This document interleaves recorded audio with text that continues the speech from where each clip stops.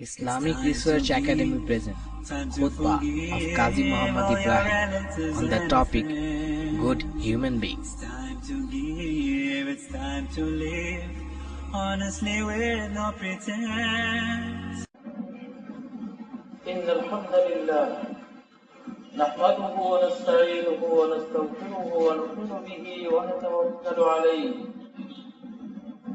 من يهد الله فلا مضل له ومن يضلل فلا هادي له وأشهد أن لا إله إلا الله وحده لا شريك له وأشهد أن محمدا عبده ورسوله وبعد فأعوذ بالله من الشيطان الرجيم بسم الله الرحمن الرحيم واعبدوا الله ولا تشركوا به شيئا وبالوالدين إحسانا وبذي القربى واليتامى والمساكين والجار ذي القربى والجار الجنب والصاحب بالجنب وابن السبيل وما ملكت أيمانكم إن الله لا يحب من كان مختالا فخورا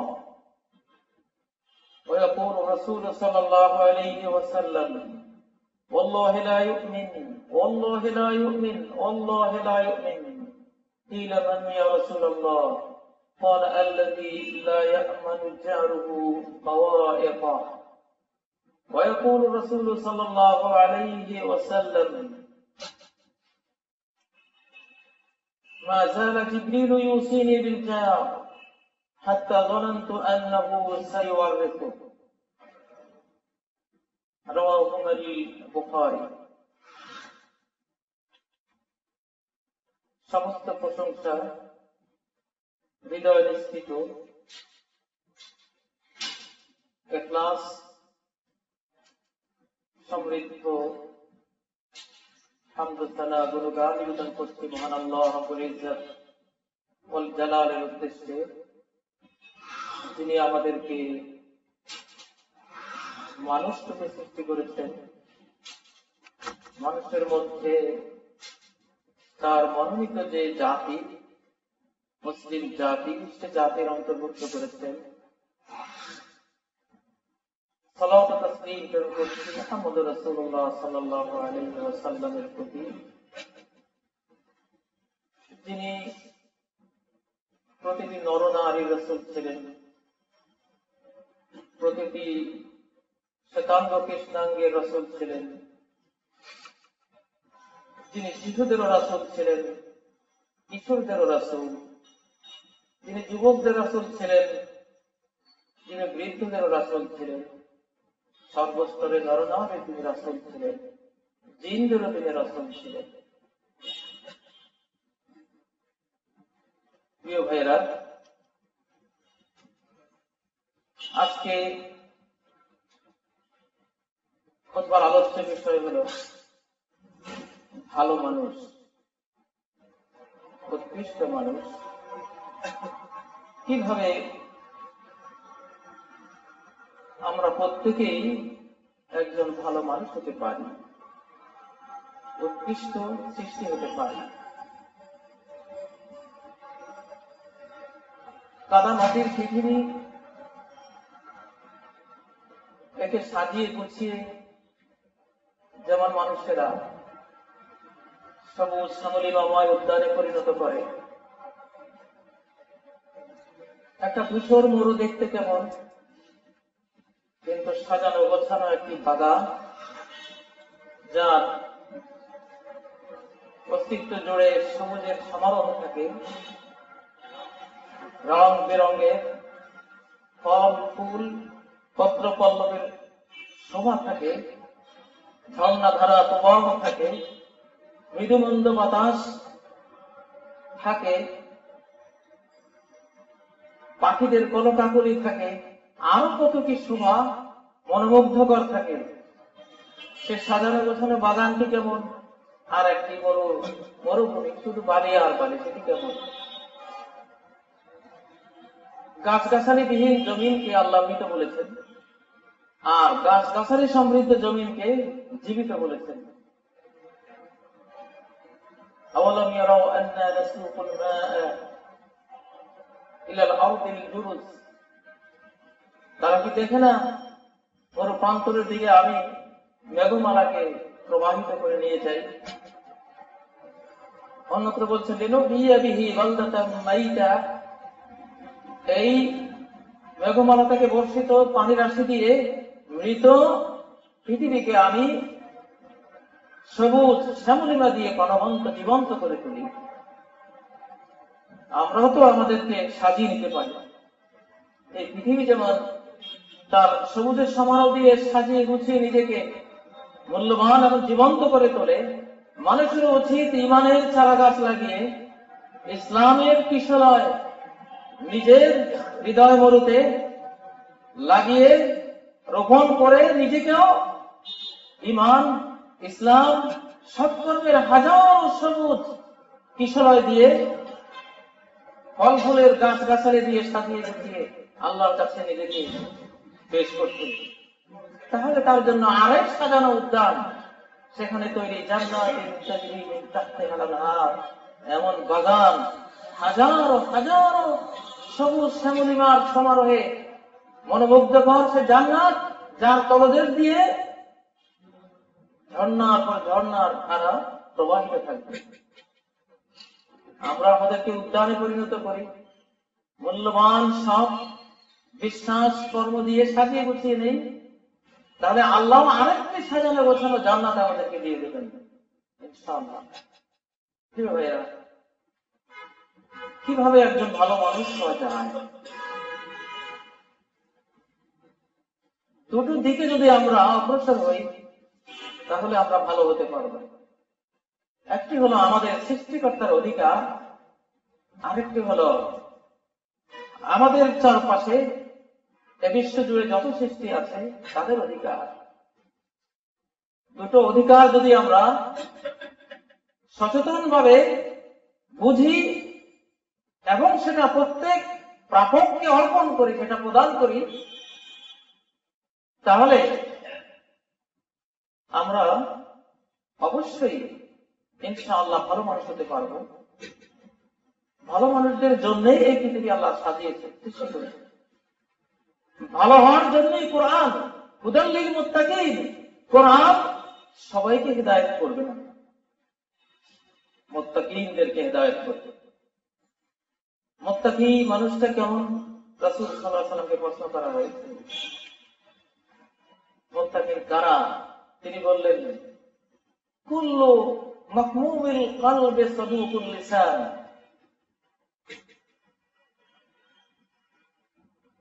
যার মনটা খুব ভালো, মনটা খুব ভালো, মাহমুমুল কলব, তার মনে কোন অন্যায় অনাচারের ভাব নাই।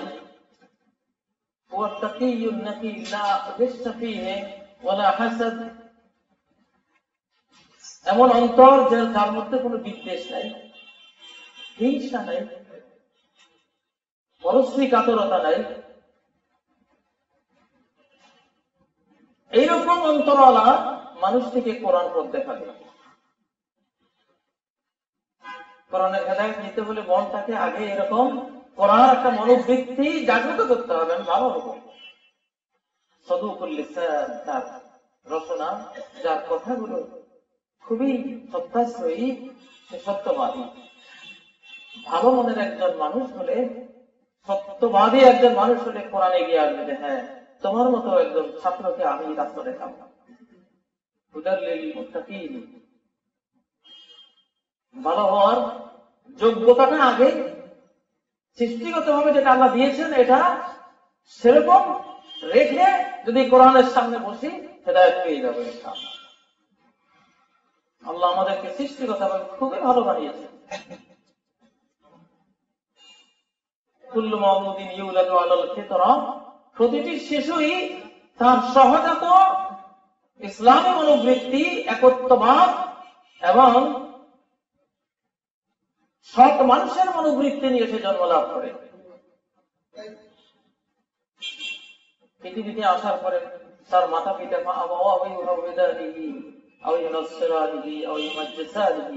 মাতা পিতা তাকে ইহুদি বানায়, অগ্নি পূজারী বানায়, খ্রিস্টান বানায়,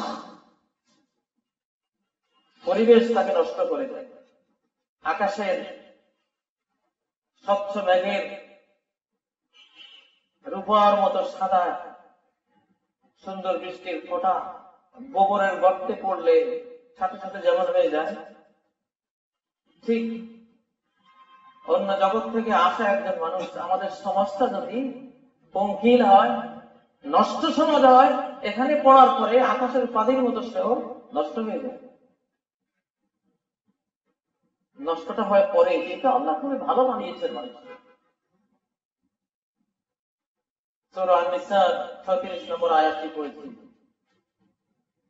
ভালো মানুষ হওয়ার জন্য প্রথমে কি করতে হবে? ওয়াবুদুল্লাহ, একত্ববাদী হয়ে আল্লাহর ইবাদত করে। আল্লাহকে মাইনাস করে কেউ ভালো হতে পারে না, এটা অসম্ভব।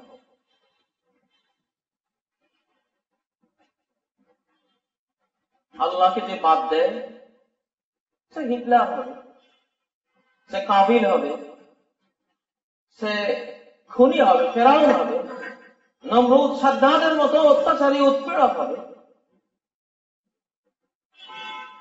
আর আল্লাহ যার অন্তরে থাকবে সে অবশ্যই নবী রাসূলদের মতো বিশ্ববাসীর জন্য রহমত হবে, তাদের শিষ্যদের মতো বিশ্ববাসীর জন্য রহমত হবে। এজন্য ভালো হতে হলে প্রথমে আবুদুল্লাহ, এক আল্লাহর ইবাদত করো। ইবাদত মানে একত্ববাদ, আল্লাহর একত্ববাদ পালন করো। সর্বক্ষেত্রে আল্লাহমুখী হও, আল্লাহর জন্য হও, গোটা জীবনটা আল্লাহমুখী করে দাও। কুল ইন্না সলাতি ওয়া নুসুকি ওয়া মাহইয়ায়া ওয়া মামাতি লিল্লাহি রাব্বিল আলামিন।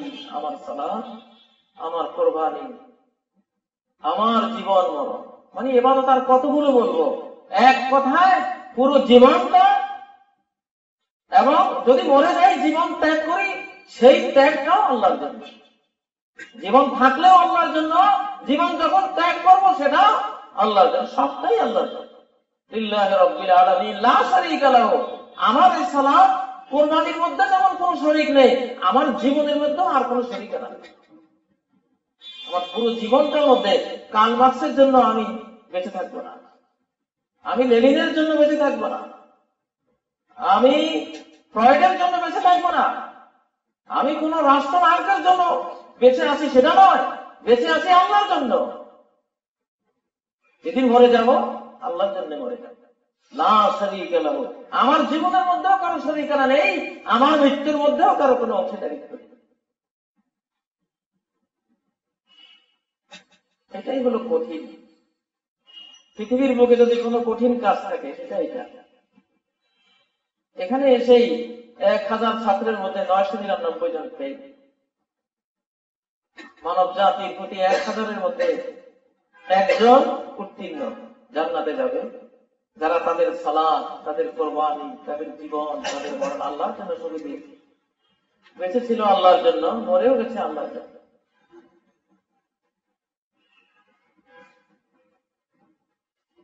হয়তো ভাববেন আল্লাহর জন্য মরে যাবো কি করে? একটা তো আমরা সকলেই বুঝি, জিহাদের ময়দানে মরে গেলে এটা আল্লাহর জন্য। কিন্তু মুমিন যদি সে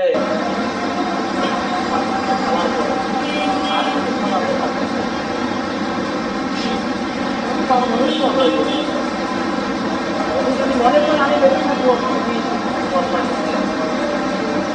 আল্লাহর অধিকার আমি দেব, আল্লাহর দিন আমি প্রচার করবো, আমি জ্ঞান বিতরণ করবো, আমি আমল করবো, আমার জ্ঞান দিয়ে, কর্ম দিয়ে, চরিত্র দিয়ে, আচরণ দিয়ে মানুষকে আল্লাহর দিকে ডাকবো। পুরো জীবনটাই তো তার ফি সাবিলিল্লাহ। মরণ যে মুহূর্তে আসবে সেটা আল্লাহর জন্য। এই জন্য ওয়াবুদুল্লাহ ওয়ালা তুশরিকু বিহি শাইআ। আল্লাহর ইবাদত করো, একত্ববাদী গোলাম হও, আল্লাহর সাথে কাউকে শরীক করো না। ওয়ালা তুশরিকু বিহি শাইআ, কোনো কিছুকে শরীক করো না, এবং সামান্যতম শরীক করো না। এই আয়াতের এই দুটি অর্থ। কোনো কিছুকে শরীক করো না এবং সামান্যতম শিরিক করো না।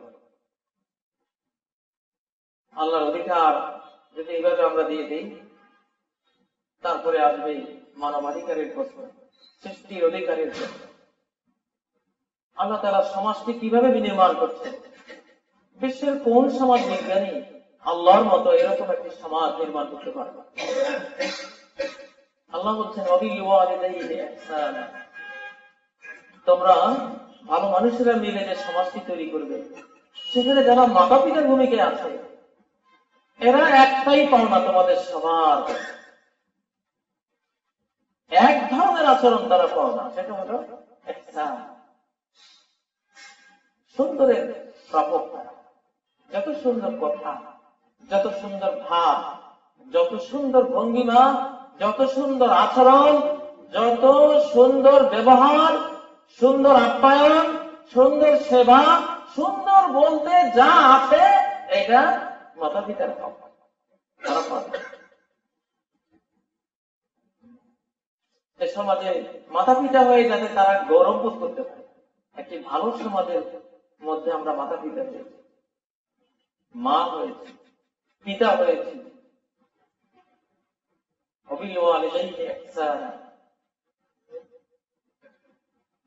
পিতারা যেমন, মাতারা যেমন তাদের জীবন বিনিয়োগ করে দেয় শিশুদের পেছনে, শিশুরাও যতদিন মাতা পিতা পৃথিবীতে থাকবে, তাদের সেবা, সবচেয়ে বেশি সেবা সৃষ্টিকুলের মধ্যে মাতা পিতাকে তারা দেবে, আল্লাহ আল্লাহ রাসূলের পর।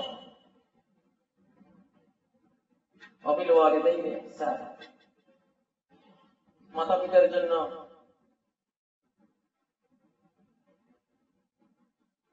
বৃদ্ধাশ্রম তৈরি করে তাদেরকে বৃদ্ধাশ্রমে পাঠিয়ে দিয়ে নিজেরা নিজেদের তারুণ্য যৌবনের উত্তাল আনন্দ বাসায়, বাড়িতে, গার্ডেনে, নদীর কূলে উপভোগ করবো, আর মাতা পিতা ফাদার মাদার ঝামেলা বোঝা ওদেরকে বৃদ্ধ হাউসে পাঠিয়ে দাও। বড় মানুষের খোয়া, গরু ছাগলের খোয়া বানিয়েছে পৃথিবীর বেশি ভদ্র মানুষেরা। এত বেশি ভদ্র হওয়া তো ভালো নয়, বেশি ভদ্র হলে পরে শেষ পরিণতি এরকম হয়। এখন গৌরব বোধ করে অনেকে যে আমি বৃদ্ধাশ্রম বানিয়েছি। হ্যাঁ, এক শ্রেণী মানুষদের জন্য হতে পারে যারা অসহায়, একেবারে অসহায়, কেউই নেই যাদের, তাদের জন্য তো এমন একটা থাকতে হবে। আগের যুগে পান্থশালা ছিল, মুসলিমরা তাদের দানের অর্থ দিয়ে পান্থশালা পরিচালনা করত। 3 দিন পর্যন্ত ফ্রি থাকা, খাওয়া সব আয়োজন। বিপদগ্রস্ত হলে আরো বেশি। সেখানে কোনো পয়সার কাজ ছিল না।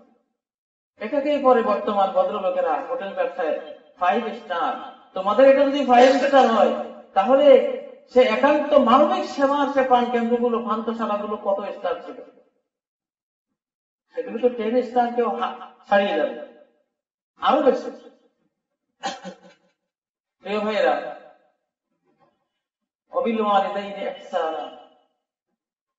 কি সুন্দর কথা আল্লাহ বলছে।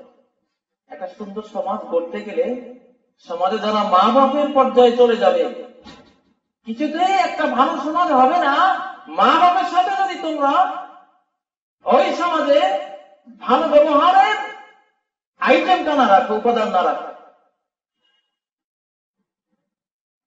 একটু আল্লাহর সাথে ভালো ব্যবহার, দ্বিতীয়ত মাতা পিতার সাথে ভালো ব্যবহার। কিভাবে সমাজের ইট গুলো আল্লাহ নির্মাণ করছেন? ইহসান দিয়ে।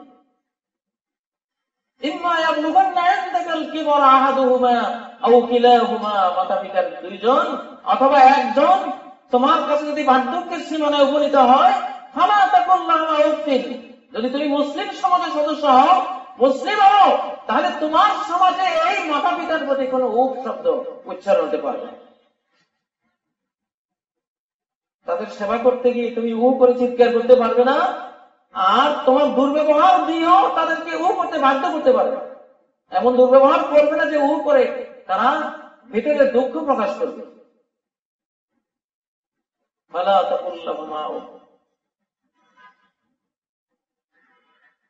তারা যদি উফ বলে তুমি চলে যাবা, তোমার উপরে আল্লাহর অভিশাপ নেমে আসবে। নবী সাল্লাল্লাহু আলাইহি ওয়াসাল্লাম বলছেন দুটো জিনিসের শাস্তি পৃথিবীতে নগদ নেমে আসে, একটা হলো জুলুম আর আরেকটা হলো রক্তের বাঁধনের সূত্রপাত, যেখান থেকে যে মাতা পিতা থেকে যতটুকু পর্যন্ত ছড়িয়ে যায় এটাকে ছিন্ন করা, এটার সাথে দুর্ব্যবহার করা, এগুলোর শাস্তি একেবারে নগদ চলে আসে, নগদ, এগুলোর প্রাপ্তিও নগদ। মান আহাব্বা আন ইউজাদ লাহু ফি রিজকিহি ওয়া ইউনসা লাহু ফি আজরিহি ফালিয়াসিল রাহিমা, কেউ যদি চায় তার জীবিকা রিজিক বৃদ্ধি হয়ে যাক এবং তার হায়াত বৃদ্ধি পাক, এটা যদি চায় তাহলে সে রক্তের বাঁধনের সাথে সদ্ব্যবহার রাখবে চিরকাল। অবিল ওয়ালিদাইনি ইহসানা ওয়া বিযিল কুরবা, ভালো মানুষ হতে হলে, একটি সুন্দর মুসলিম সমাজ নির্মাণ করতে হলে এখানে আত্মীয়তার যে বন্ধন আছে এটাকে ইহসান, সদ্ব্যবহার, সহযোগিতা দিয়ে সবসময় উজ্জীবিত রাখা। তাআল্লামু মিন আনসাবিকুম মা তাসিলুনা বিহি আরহামাকুম, নবী সাল্লাল্লাহু আলাইহি ওয়াসাল্লাম বলেছেন তোমাদের রক্তের কণিকা কোথায় কোথায় গিয়েছে, এই বংশধারা কত দূর পর্যন্ত পৌঁছেছে, এটার জ্ঞান অর্জন করো, এই সম্পর্কে জ্ঞানী হও, তাহলে এই রক্তের বাঁধনের খোঁজখবর রাখতে সক্ষম হবে। তোমার রক্তের বাঁধন কতটুকু গেছে এটাই যদি না জানো, রক্তের বাঁধনের খোঁজখবর রাখবে কি করে? আরব দেশের মানুষেরা আবু বকর, ওমর, আয়েশা, হাসান বিন সাবিত, আরব দেশের এসব মানুষেরা, নবী সাল্লাল্লাহু আলাইহি ওয়াসাল্লাম তার সাহাবীরা, মানুষের তাদের রক্ত কণিকা কতটুকু গিয়েছে এটা তো তারা জানতেনি। তাদের উট, ঘোড়ার রক্তধারা, বংশধারা কোনটার কতটুকু 10 সিঁড়ি 20 সিঁড়ি পর্যন্ত মুখস্থ ছিল। আর আমাদের বাংলাদেশে বোন ভাগিনা পর্যন্ত আমরা হয়তো জানি, এরপরে আর খোঁজ খবর নেই। উপরের দিকে হয়তো দাদা নানা এই পর্যন্ত জানা থাকে, এরপরে আর নাই।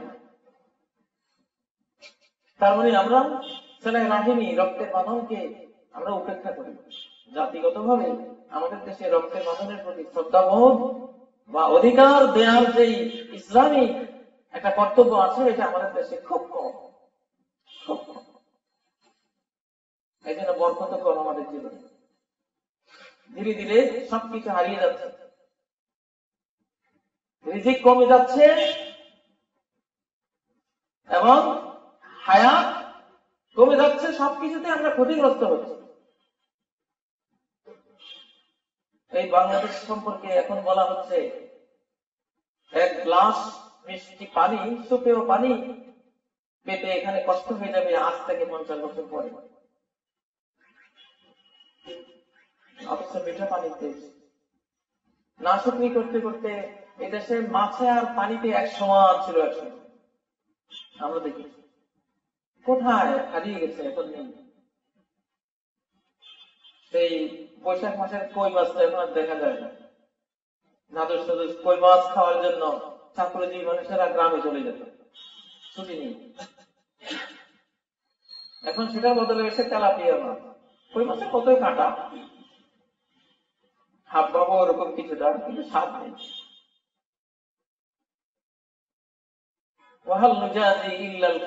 আল্লাহ বলছেন বিনিময়, এরকম বিনিময় অকৃতজ্ঞদেরকে আমি দিয়ে থাকি।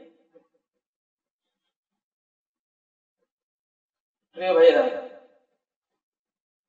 এই জন্য ভালো মানুষ হতে হলে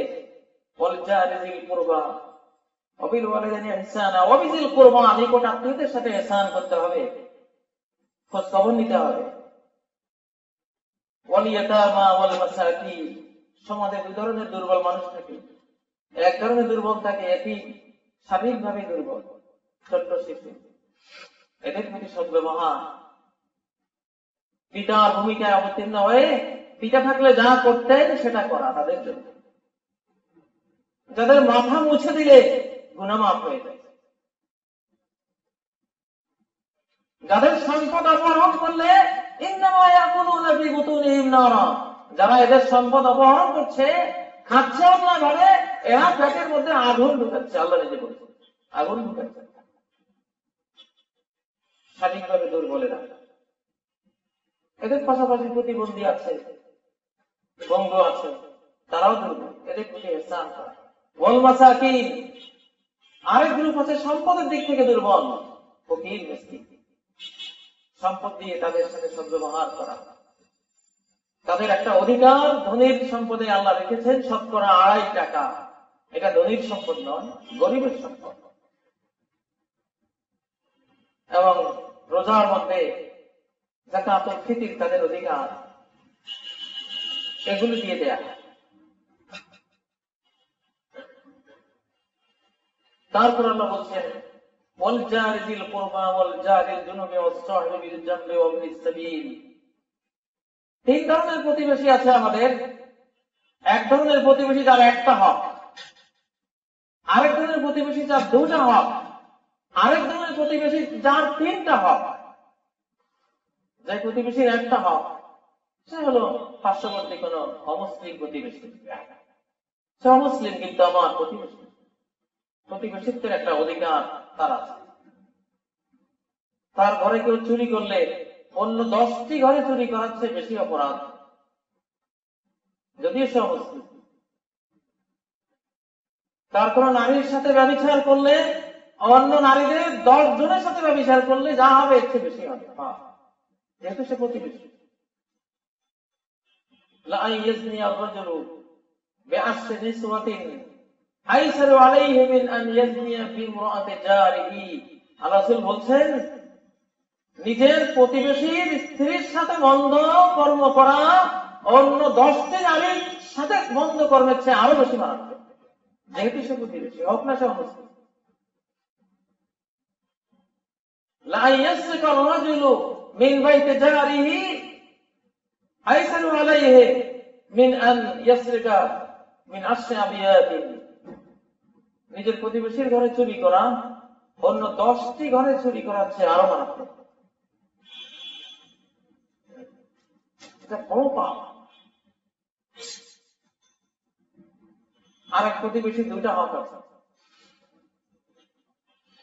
সে প্রতিবেশী হলো মুসলিম প্রতিবেশী, লাহু হাক্কুল জাওয়ার ওয়া হাক্কুল ইসলাম। তার জন্য প্রতিবেশিত্বের অধিকার, ইসলামের অধিকার, 2টা অধিকার সে পাবে। যে প্রতিবেশী 3টা অধিকার, সেই প্রতিবেশী হলেন তিনি প্রতিবেশী, আবার মুসলিম, আবার আত্মীয়। প্রতিবেশিত্বের অধিকার, ইসলামের অধিকার, আত্মীয়তার অধিকার।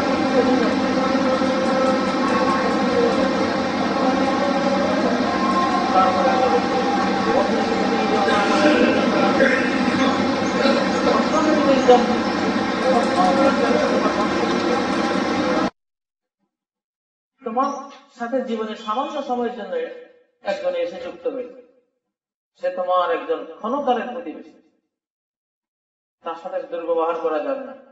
নবী সাল্লাল্লাহু আলাইহি সাল্লামের সামনে এক ব্যক্তি আসছিল, সে যখন দূরে, তিনি সাহাবীদেরকে সতর্ক করছিলেন, বিসা আকুল আশিরা, যে লোকটি আসছে এখন বড় নিকৃষ্ট লোক, গোত্রের নেতা। এটি সহিহ বুখারীর হাদিস, বিসা আকুল আশিরা। কিন্তু লোকটি যখন সামনে আসলো, নবী সাল্লাল্লাহু আলাইহি সাল্লাম খুব সহাস্য বদনে তার সাথে কথাবার্তা করলেন। পরে আয়েশা রাদিয়াল্লাহু আনহা প্রশ্ন করলেন, ইয়া রাসূলুল্লাহ, আপনি বললেন লোকটা খুব নিকৃষ্ট, সামনে আসার পরে এত সুন্দর ব্যবহার করলেন, মিষ্টি কথা বললেন। নবীজি বললেন, ইয়া আয়েশা, মাতা ওয়াজাদতুনি ফাহাশানি। আয়েশা, কবে আমাকে দেখেছো মিষ্টি ভাষা? আমার সামনে যে একবার আসে, কখনো কি কটু ব্যবহার বা ভাষা দিয়ে তার সাথে আমি আচরণ করেছি, দেখেছি কখনো? সে ক্ষণকালের জন্য হলেও আমার সঙ্গী হয়েছে, তার সাথে এই মুহূর্তে দুর্ব্যবহার করবো, কিন্তু সতর্ক করার প্রয়োজন ছিল, আগে সেটা করে দিয়েছে। সামনে আসার পরে, সামনে আসার যে অধিকার তার পাওনা, সে আমার শরীর যান ক্ষণকালের বর্ষচর, তার সেই অধিকার দিয়েছে। ইন্না শাররান নাসি মানজিলাতান ইয়াউমাল কিয়ামাহ, মান তারাকাহুন নাস ইত্তাকা আফুশিহি, কিয়ামতের দিন সবচেয়ে খারাপ মানুষ হবে সে যার বিশ্রী কথার ভয়ে মানুষ তাকে ছেড়ে দূরে দূরে রাখে। এটি খুব খারাপ। রাসূল সাল্লাল্লাহু আলাইহি সাল্লাম ক্ষণকালের সঙ্গীর সাথেও কখনো তিনি দুর্ব্যবহার করেন। অস্ত্রাহবিল জাম 500 সালের সাথে আমরা রিক্সায় বসি দুজন বসলে, গাড়িতে বসি দুজন বসলে, বা প্লেনে বসি বা যেখানেই ক্ষণকালের জন্য দেখা যায় সিট ছেড়ে দিতে চায় না। আগে একটা সমাজ ছিল, আমরা দেখেছি বাসে উঠলে বয়োজ্যেষ্ঠ কেউ উঠলে আমরা তাকে সিট ছেড়ে আমরা দাঁড়িয়ে যেতাম। আমাদের যুগ আমরা দেখি একজন মুরব্বী উনি দাঁড়িয়ে থাকবেন, আমি যুবক বসে থাকবো, এটা বেয়াদবি। ইসলামী সমাজে এই আচরণ চলে না। ইসলামী সমাজে তো বয়োজ্যেষ্ঠ আর বয়কনিষ্ঠ দুজন একসাথে থাকলে এখানে একটা হিসাব নিকাশ আছে। নবী সাল্লাল্লাহু আলাইহি সাল্লাম থেকে সহিহ বুখারীতে একটা হাদিস ইলম পর্বে এসেছে যে তিনি স্বপ্নে দেখছেন তার সামনে দুইজন, একজন একটু বড় একজন একটু ছোট। রাসূল সাল্লাল্লাহু আলাইহি ওয়াসাল্লামের হাতে একটা মেসওয়াক ছিল, মেসওয়াকটা তিনি দান করতে যাচ্ছিলেন ছোট জনকে। স্বপ্নে ওনাকে টোকা হলো, না, যেখানে বড় একজন ছোট একজন, বড়কে দিতে হবে। এটা আদব ইসলামী সমাজ, বড়কে শ্রদ্ধা করা। কারণ ছোট তো হয়তো আরো বেঁচে থাকবে, সে যেদিন বড় হবে এই শ্রদ্ধাটুকু সে তখন পেতে পারবে। আর যিনি এখন বয়স্ক কবরে চলে যাবে, তার তো আর অধিকার নেই, আর বয়স তার থাকবে না। এখনই দিয়ে দাও, কাব্যি বড়জনকে দাও। হে আল্লাহ রাসূল, বড়জনকে দিলাম। রাসূল মেসওয়াকটা ছোটজন থেকে নিয়ে বড়জনকে দিলেন। ইসলামী সমাজে যেখানে ছোট আর বড়রা বসে সেখানে ছোটরা কথা বলবে না, ছোটরা শ্রোতা আর বড়রা হবে বক্তা। একদিন 10 জনের মতো সাহাবী বসা, আবু বকর, ওমর, ওসমান, আলী, 4 খলিফা সহ, ইবনে আব্বাস, ইবনে ওমর। নবীজি বললেন, বৃক্ষরাজের মধ্যে একটি বৃক্ষ আছে যার পাতা ঝরে না, এই বৃক্ষটি মুসলিমের মতো। বলতো সেই বৃক্ষটি কোনটি? আবু বকরের মতো পণ্ডিত বসা, ওমরের মতো বিজ্ঞ ব্যক্তিরা বসা, সবাই বন জঙ্গলের গাছ গাছালি নিয়ে চিন্তা ভাবনা করছে কি গাছটা হতে পারে। কি ছোট্ট আব্দুল্লাহ ইবনে ওমর বসা, তার মনে হলো এটা খেজুর গাছ। কিন্তু বয়োজ্যেষ্ঠরা কেউ মুখ খুলছে না। আমি ছোট মানুষ, কিভাবে মুখ খুলি? ফাস্তা হয়ে যাই তো, আমি লজ্জা পেলাম, মুখ খুললাম না। আমি জানলাম, বুঝলাম এটা খেজুর গাছ হবে। তবু যেহেতু আমরা সমাজে বড়দের সামনে কথা বলি না, সবাই এই রাজকতা আমরা রক্ষা করি, কারণ আমরা একদম বড় হবো, সেদিন বলার ভূমিকা আসবো। এখন ছোট আছি, এখন শিখবো, আমরা শেখার ভূমিকা আছে। শেষ পর্যন্ত আমি বললাম না, আল্লাহ রাসূল বললেন হিয়া নাখলা, এটা হলো খেজুর গাছ। কিন্তু বর্তমান যুগে সমাজটা উল্টে গেছে, এখন ছোটরাই কথা বলে। আমাদেরকে অনেকেই মনে করে যে বৃদ্ধ এখন কি বুঝে, এখনকার ফেসবুক কি বুঝে, ইন্টারনেট কি বুঝে, এখনকার কম্পিউটার ওরা কি বুঝে, এখনকার গাড়ি এমনি অমনি আমরা ড্রাইভ করি কি বুঝে, মোবাইলের কত অপশন ওরা বুঝে না, খালি হ্যালো বলতে পারে আর রিসিভ করতে পারে, এইটুকু। এখন বিদ্যুতের বড় দুর্দিন চলছে দুনিয়াতে। হিটলার নাকি বৃদ্ধ হলে মেরেই ফেলতো লোকেদেরকে, যে বুড়ো মানুষ সমাজের জন্য বোঝা, মেরে ফেলত। এটা রেশ আমাদের সমাজে সেরকম নাই, কিন্তু অবহেলার অবস্থাটা আছে। কিন্তু যারা যুবক ভাইরা আছে, যিনি একদিন আগে পৃথিবীতে এসছে, তোমার সে একদিনের জ্ঞান তার বেশি, এটা ইসলাম স্বীকার করে। রাসূল সাল্লাল্লাহু আলাইহি ওয়াসাল্লাম বলেছেন, লা ইয়াজালুন নাসু বিখাইরিন মা আখাযুল ইলমা আন আকাবিরিহিম ওয়া যাবি আসনানিহিম। মুসলিম সমাজ ততদিন ভালো থাকবে যতদিন তারা তাদের বয়োজ্যেষ্ঠদের কাছে জ্ঞান শিখতে যাবে। যেখানে বয়োজ্যেষ্ঠরা আছেন সেখানে বড় কনিষ্ঠদের কাছ থেকে জ্ঞান নেবে না। জ্ঞানী আলেম কয়েকজন আছেন, একজন বয়োজ্যেষ্ঠ আলেম, এখানে ওনার করতে ওনাকে জিজ্ঞাসা করে। বড় কনিষ্ঠরা ওরা কনিষ্ঠ, ওদেরকে অপেক্ষা করতে হবে। প্রিয় ভাইয়েরা, আসলে এই জগৎটা তো ভালো মানুষের জন্য। ভালো হতে হলে আল্লাহর অধিকার, বান্দার অধিকার সব দিতে হবে। আয়াতের সর্বশেষ পর্যায়ে ওমা মালাকাত ঈমানুকুম, তোমাদের হাত যাদের মালিকানা অর্জন করেছে তাদের সাথে সদ্ব্যবহার করতে হবে। কৃতদাস কৃতদাসী কর্মচারী অধীনস্থ যত মানুষেরা আছে সবাই এর ভিতরে শামিল। এমনকি আমার বাড়ির গরু ছাগল কুকুর বিড়াল যারা আছে, হাঁস মুরগি আরো যা কিছু আছে আমার চারপাশে এরাও শামিল। এদের সাথে দুর্ব্যবহার করা। একদিন একটা উট চোখের পানি ফেলছে, নবী সাল্লাল্লাহু আলাইহি ওয়াসাল্লাম বাগানে ঢুকলেন। উটের চোখের পানি দেখে নবীজি এগিয়ে গেলেন। উটটি নবীজির কাছে অভিযোগ জানালো যে আমার মালিক আমাকে খুব পরিশ্রম করায় কিন্তু খাবার দেয় না। নাসিরুদ্দিন আলবানী সিলসিলাতুল আহাদিস আস-সহিহার মধ্যে হাদিস সংকলন করেছেন, সহিহ হাদিস। নবীজি ওই মালিককে ডেকে বললেন, তোমার ওটা অভিযোগ দিচ্ছে আন্নাকা তুতিউহু, তুমি তাকে খুব বেশি পরিশ্রম করাও, তার পাওনা তাকে দাও না, তার অধিকার। আল্লাহ রাসূল সাল্লাল্লাহু আলাইহি ওয়াসাল্লাম অধীনস্থদের ব্যাপারে এত বেশি উপদেশ দিতেন, সাহাবীরা প্রশ্ন করতেন, ওয়া ইন্না লানা ফিল বাহাইমি লাআজরান, এসব চতুষ্পদ জন্তুর সেবার মধ্যেও কি আমরা সওয়াব পাবো? নবীজি বলতেন, ফি কুল্লি যাতি কাবিদিন রাতাবাতিন সাদাকা, যার ভিতরে একটা কলিজা আছে, তার যা একটা প্রাণ আছে, তার সেবা দিলেই এটা সাদাকা হয়ে যাবে। সাদাকা সব পাবে।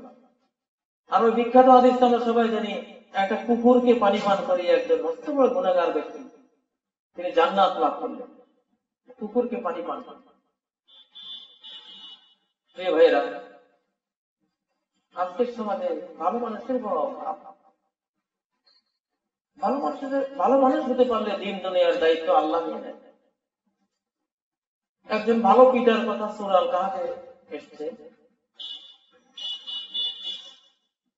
আর একটি ভালো মাতা পিতার কথা রয়েছে। সেই ভালো পিতা তার সন্তানদের জন্য এক জায়গায় কিছু সম্পদ লুকিয়ে রেখে উপরে প্রাচীর নির্মাণ করে দিয়েছে। প্রাচীরটা পড়ে যাচ্ছে, মুসা আলাইহিস সালাম, খিদির আলাইহিস সালাম ওখানে যাচ্ছিলেন। খিদির আলাইহিস সালাম মুসা আলাইহিস সালামকে নিয়ে প্রাচীরটা দাঁড় করে দিলেন, ঠিকঠাক করে দিলেন। বললেন, ওয়াম্মাল জিদার ফাকানা লিগুলামাইনি ইয়াতীমাইনি ফিল মাদীনা ওয়া কানা তাহতাহু কানজুল লাহুমা ওয়া কানা আবুহুমা সালিহা। এই যে প্রাচীর ঠিক করে দিলাম, এটা দুই ইয়াতীমের প্রাচীর, এই প্রাচীরের নিচে তাদের একটা গুপ্তধন আছে, আর এদের বাপ ছিল সৎলোকের সন্তান। সেজন্য আমি বিনা পারিশ্রমিকে প্রাচীরটা মেরামত করে দিলাম। পিতা যদি ভালো হন, তাহলে আপনার মৃত্যুর পরেও আল্লাহ তাআলা আপনার সন্তানদের দায়িত্ব নিয়ে রাখবেন। আল্লাহ সালেহীনদের দায়িত্ব নিয়ে নেন। কত পিতা কোন সম্পদ রেখে যাননি, সন্তানদেরকে জ্ঞান দিয়ে গেছেন, কোরআন ও সুন্নাহর জ্ঞান সমৃদ্ধ করে ভালো মানুষ বানিয়ে গেছেন। তারা কত খোশহালে আছে, কত ভালো আছে। আর নবাব জাদা, এই ঢাকাতেও এখনো নবাবের সন্তানরা আছে। একদিন পত্রিকা পড়লাম, নবাবের অধস্তন পুরুষ একটা পুকুর পাড়ে বসে থাকে, মানুষেরা গোসল করতে আসে, 2 টাকা করেছে নেয়, সেখানে নবাব জাদা।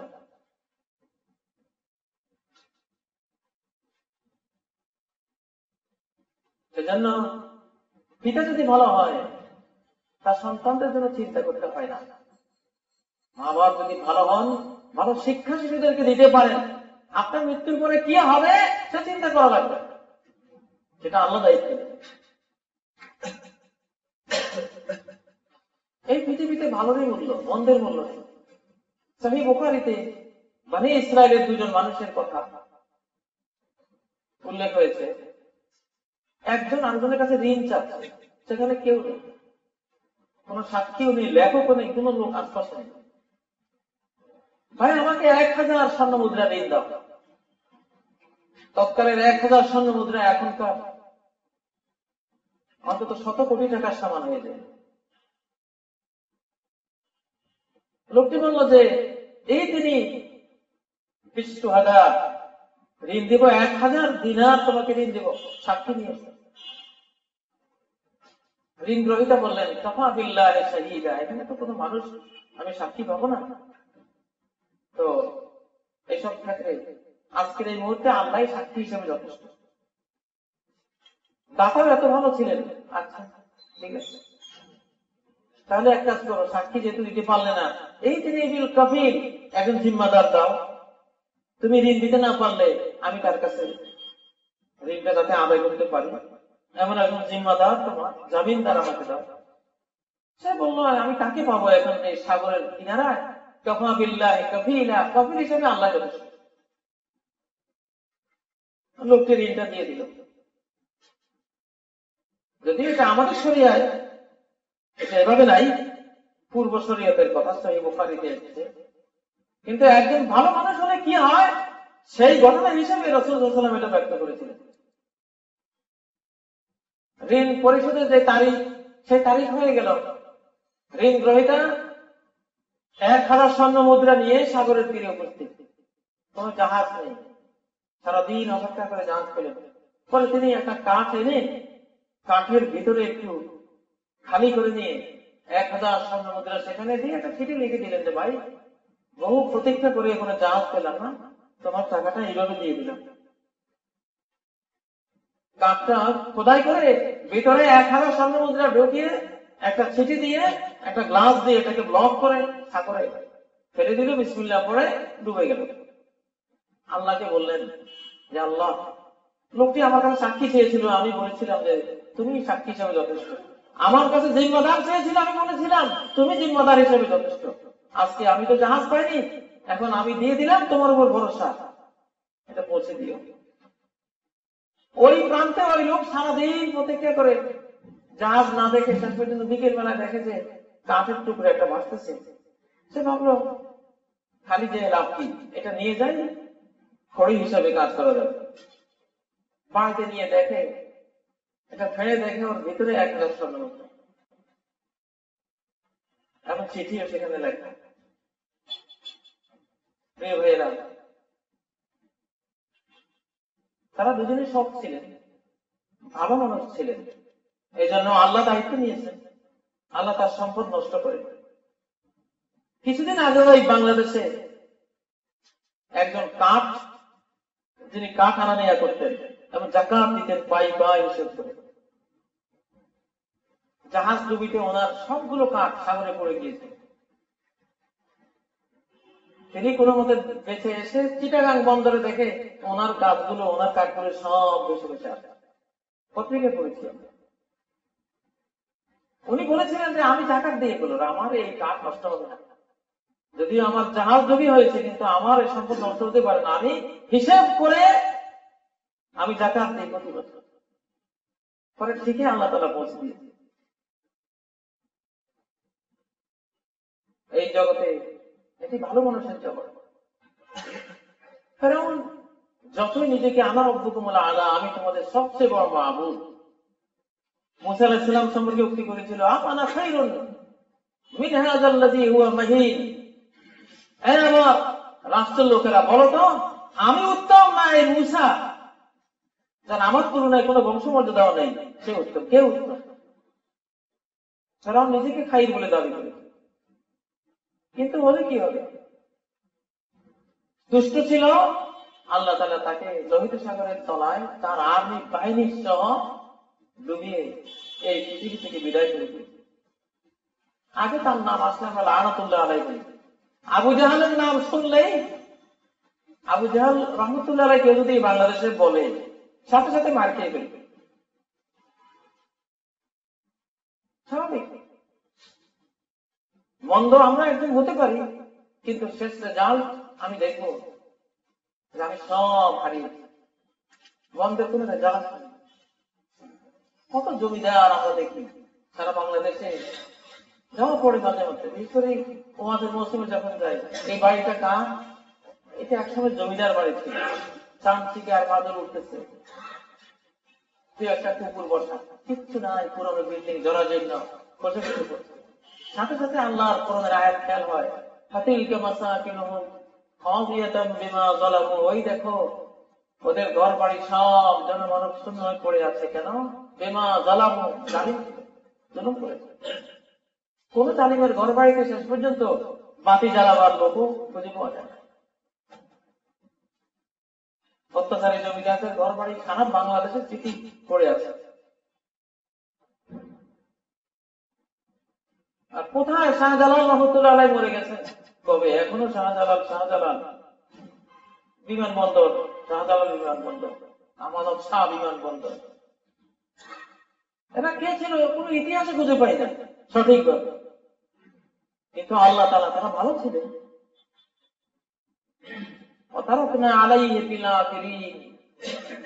আমি পৃথিবীর শেষ জেনারেশনের মধ্যে পূর্বের ভালো মানুষদের স্মৃতি আমি রেখে দেবো, আমার দায়িত্ব। আল্লাহ বলছেন আমি রেখে দিয়েছি।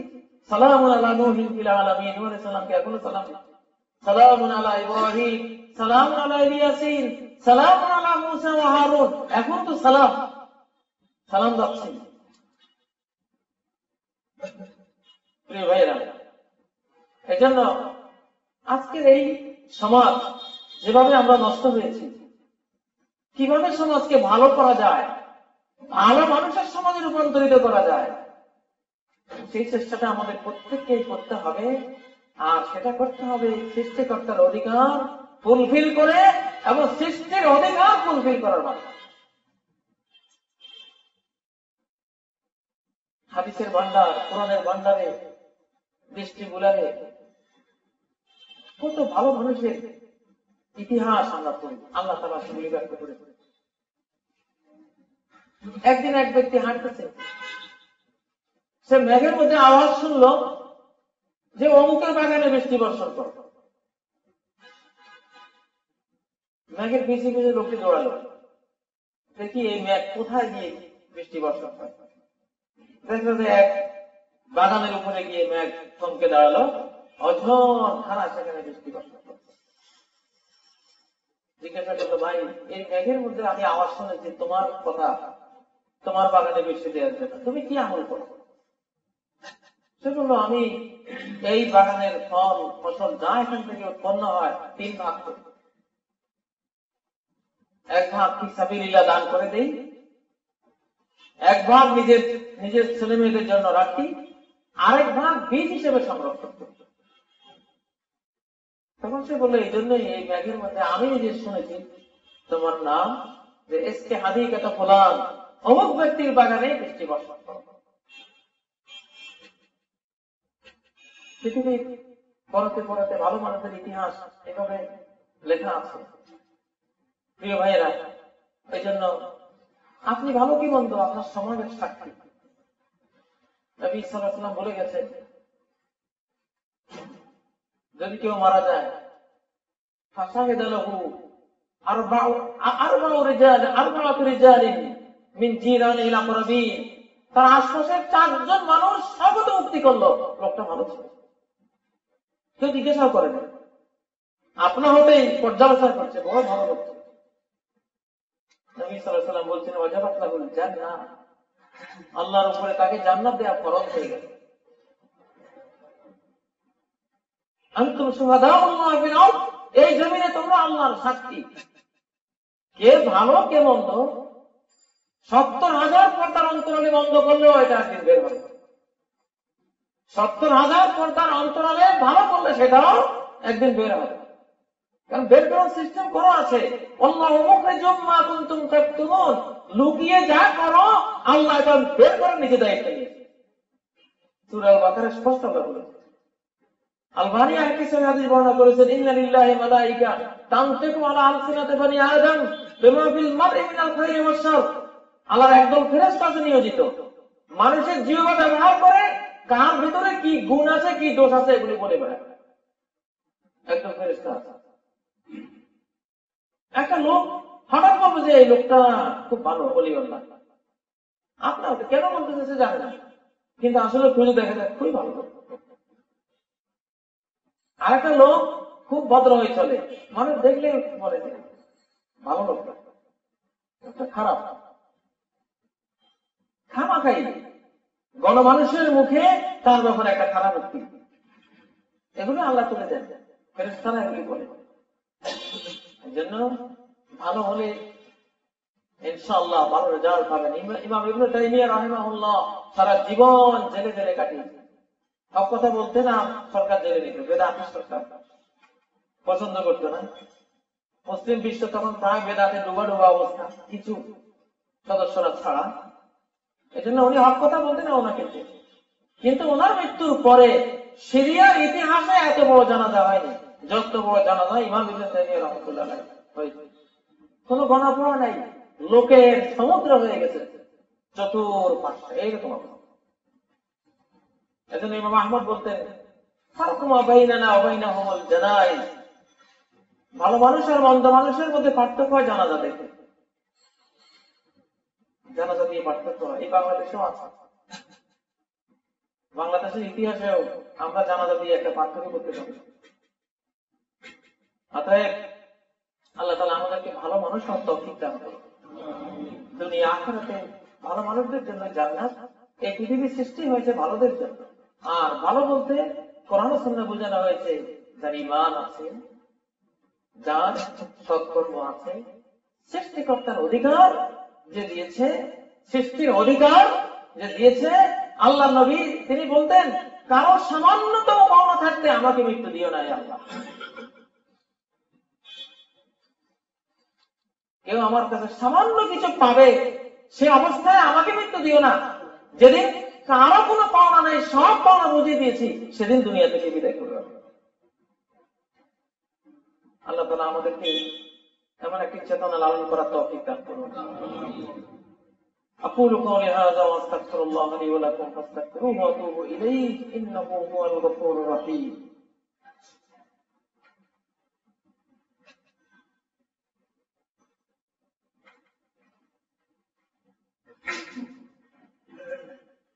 আলহামদুলিল্লাহ, লাকাল হামদু ইয়া রাব্বি কামা ইয়ানবাগি লিজালালি ওয়াজহিকা ওয়া আযীমি সুলতানিক।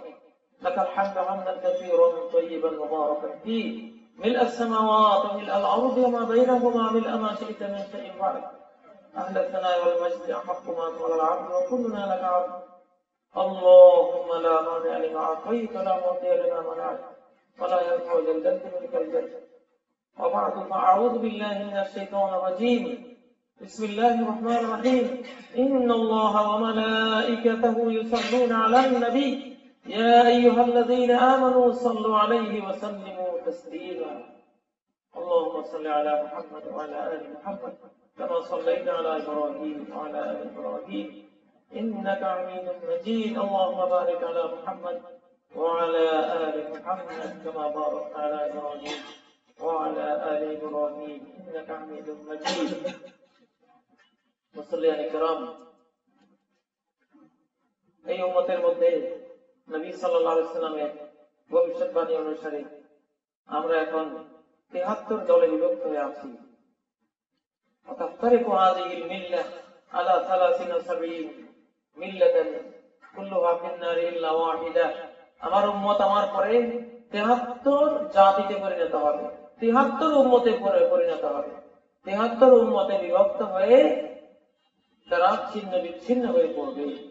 কুল্লুহা ফিন্নার, এই বিভক্ত ৭৩ উম্মত, ৭৩ জাতির সবাই জাহান্নামে যাবে, এক দল ছাড়া, এক উম্মত ছাড়া। মা আনা আলাইহি আসহাব, আমি আর আমার সাহাবীরা যে ধরনের মুসলিম, যে ধরনের ঈমান আকীদা বিশ্বাস পোষণ করি, যে ধরনের আমল করি, এই ধরনের চিন্তা চেতনা ঈমান বিশ্বাস আমলের উপরে যারা আছে তারাই শুধু মূল সুতোধরার মুসলিম উম্মার সদস্য, এরা জান্নাতে যাবে। আর বাকি সাইড হয়ে যাওয়া, ডান বাম হয়ে যাওয়া ৭২ জাতি, ৭২ দল, তারা সবাই জাহান্নামে যাবে। আল্লাহ আমাদেরকে ৭২ দলের সদস্য হওয়ার হাত থেকে উদ্ধার করে। কিন্তু আমাদের এই দেশ, উপমহাদেশ, আমরা দেখি ৭২ দলের সদস্য এখানে অনেক বেশি। মূল সুতোধরার মুসলিম, রাসূলুল্লাহ সাল্লাল্লাহু আলাইহি ওয়াসাল্লামের রেখে যাওয়া মুসলিম, সাহাবীদের আদর্শের অনুসারী মুসলিম, এই মূল সুতোধরার মুসলিমদের সংখ্যা আমাদের উপমহাদেশে অনেক কম, অনেক কম। আমরা কোনো না কোনো ভাবে 72 দলের সাথে যুক্ত হয়ে আছি। 72 মুসলিম হলে জাহান্নামে যেতে হবে। রাসূল এবং সাহাবীদের মতো মুসলিম হতে হবে। এই মসজিদ থেকে আমরা সবাই চেষ্টা করে যাচ্ছি এখানে কিভাবে মূল স্রোতধারা রাসূল থেকে শুরু করে কিয়ামত পর্যন্ত মূল স্রোতধারার যে মুসলিম সদস্যরা আছে তাদের অন্তর্ভুক্ত কিভাবে হওয়া যায়, তাদের মতো কিভাবে ঈমান লালন করা যায়, কিভাবে তাদের মতো সালাত আদায় করা যায়, কিভাবে তাদের মতো জীবন জিন্দেগি গড়ে নেওয়া যায়, সেই চেষ্টাটা আমাদের আছে আলহামদুলিল্লাহ। এই জন্য যারা এখানে এসছেন হয়তো আপনার মাতা পিতা, আপনার প্রতিবেশী, আপনার আত্মীয়রা এখনো এই চেতনা পায়, আপনারা তাদেরকে নিয়ে আসবেন এখানে এনে তারা একটু দেখুক যে ইসলামী জীবন জিন্দেগি কাকে বলে, ঈমান বিশ্বাস চেতনা কেমন হওয়া উচিত, সালাত গুলো বা কিভাবে রাসূল সাল্লাল্লাহু আলাইহি ওয়াসাল্লাম করতেন। এখানে আসলে পরে ইনশাআল্লাহ এখানে আমার মনে হয় দিন দিন কমে যাচ্ছে না, এখানে দিন দিন বেড়ে যাচ্ছে। ওয়াকাযালিকাল ঈমান হাত্তা ইয়াতাম্মা, সহিহ ঈমানের অভিযানটা এমনই হয় এটি পরিপূর্ণ হওয়া পর্যন্ত শুধু বাড়তে থাকে, কমবে না ইনশাআল্লাহ। আপনারা সবাই চেষ্টা করলে হয়তো এই মসজিদের মসজিদে দিয়ে একেবারে মা ও শিশু হাসপাতাল পর্যন্ত একটা সিলসিলা তৈরি হতে পারে, রাস্তাঘাট সব একেবারে কানায় কানায় পরিপূর্ণ হতে পারে। প্রচার এটা একটি পবিত্র ফরজ ইবাদত, প্রচার সঠিক জিনিসের প্রচার ওভারলি আল্লাহ সবচেয়ে প্রিয় বান্দা তারা যারা ধর্ম প্রচার করে, ইসলাম প্রচার করে, বিশেষ করে সঠিকভাবে যারা ইসলামের দিকগুলো তুলে ধরে, এরা ওভারলি দাঈ ওয়া দাঈয়ান ইলাল্লাহ, আল্লাহর দিকে তুমি দাওয়াত দাও। যেটি সূরা ইউসুফের সর্বশেষ পর্যায়ে আল্লাহ তাআলা স্পষ্ট করে বলেছেন, কুল হাযিহি সাবিলি আদউ ইলাল্লাহ, সূরা ইউসুফ 108 নম্বর আয়াত, বলো আমার পন্থাই হলো এই যে আমি আল্লাহর দিকে ডাকি, আলা বাসীরাতিন, দলিল সহ ডাকা, প্রমাণ সহ ডাকা, আয়াত আর সহিহ হাদিস সহ ডাকা, শুধু এমনি গায়ে জোরে ডাকি না, আলা বাসীরা, আমি বাসীরা সহ ডাকি, এই জ্ঞান, এই দলিল, এই প্রমাণ, আয়াত হাদিস সহ আমি আহ্বান করি মানুষকে। আনা আমার ইত্তাবানি, আমি আর আমার যত মুত্তাবে অনুসারী আছে, ফলোয়ার আছে কিয়ামত পর্যন্ত, আমাদের সবার নেতা রেখে আমরা ধর্ম প্রচার। নবীকে আল্লাহ বলছে তুমি এটা বলো, আমি আর আমার উম্মত দলিল প্রমাণ দিয়ে এই ধর্ম প্রচার করে যাচ্ছি কিয়ামত পর্যন্ত, সিলসিলা জারি থাকবে। যারা আমার ফলোয়ার হবে তারা এটা পাবে। প্রিয় ভাইরা, আসুন তাহলে আমরা সঠিক জিনিস প্রচারের মাধ্যমে এর জনসংখ্যা বাড়িয়ে তুলি। একজন মানুষকে সঠিক ইসলাম বোঝাতে পারলে একজন বেদাতি মুসলিম কমলো, একজন সঠিক মুসলিম বাড়লো। একের ভিতরে দুটো ফায়দা হয়ে গেল। তাহলে আমরা এত ছোট্ট পর্যায়ে থাকবো কেন? দিন দিন বেড়ে যেতে হবে, বেড়ে যাচ্ছে আলহামদুলিল্লাহ, আরো বাড়াতে হবে, আরো বাড়াতে হবে। আমাদের সাথে তৃপ্তি না হয় পেট কখনো ভরবে না ইনশাআল্লাহ। দুই ব্যক্তির পেট ভরে না, এক ব্যক্তি যে জ্ঞানের প্রচারক কখনো তার পেট ভরে না। মানহু মান লা ইয়াসবাআন, রাসূল সাল্লাল্লাহু আলাইহি ওয়াসাল্লাম বলেন দুই লোভীর কখনো পেট ভরে না। এক লোভী হলো মানহু মান ফিল ইলম, এই যে জ্ঞানের পথে যারা পথিক, এদের কখনো পেট ভরবে না। আর মানহু মান ফিদ দুনিয়া, আর দুনিয়া সম্পদ চায়, কবরে যাওয়ার আগ পর্যন্ত তার পেট ভরবে না। আমরা প্রথম লোভী হতে চাই, আল্লাহ তাআলা প্রথম প্রকারের লোভী যাতে আল্লাহ আমাদেরকে বানান। এই লোভ সারা বিশ্বের মানুষ সবাই মুসলিম হয়ে গেলে যাতে লোভ থাকে, যদি আরো কিছু লোক থাকতো তাদেরকে মুসলিম বানাতে পারতাম, এমন একটা চেতনা থাকুক। আল্লাহ আমাদেরকে মাফ করে দেন, আমাদের মা বাপ সবাইকে মাফ করে, জিন্দা মুর্দা সকল মুমিন মুমিনা মুসলিম মুসলিমাকে মাফ করে, ছোট বড় সবাইকে মাফ করে। আল্লাহ আমাদের দুনিয়া জিন্দেগিকে সৌন্দর্যমণ্ডিত করেন, আখিরাতের জীবনকে সৌন্দর্যমণ্ডিত করেন, আর ভালো মানুষ হয়ে বেঁচে থাকার তৌফিক দান করেন, ভালো মানুষ হিসেবে মৃত্যুবরণ করার তৌফিক দান করেন, ওইসব মানুষের অন্তর্ভুক্ত হওয়ার তৌফিক দান করেন যাদেরকে ফেরেশতারা বলবেন আল্লাযীনা তাতাওয়াফাহুমুল মালায়েকাতু তাইয়্যিবিন, ফেরেশতা মৃত্যুকালে বলবে তোমরা তাইয়্যিবিন ছিলে, ভালো মানুষ, এবার জান্নাতে প্রবেশ করো। আল্লাহ ফেরেশতাদের মুখে তারা যাদেরকে ভালো মানুষ বলবে, আমাদের ক্ষেত্রে ভালো মানুষদের কাতার মুক্ত করে। أعوذ بالله من الشيطان الرجيم. بسم الله الرحمن الرحيم. إن الله يأمر بالعدل والإحسان وإيتاء ذي القربى وينهى عن الفحشاء والمنكر والبغي يعظكم لعلكم تذكرون واذكروا الله يذكركم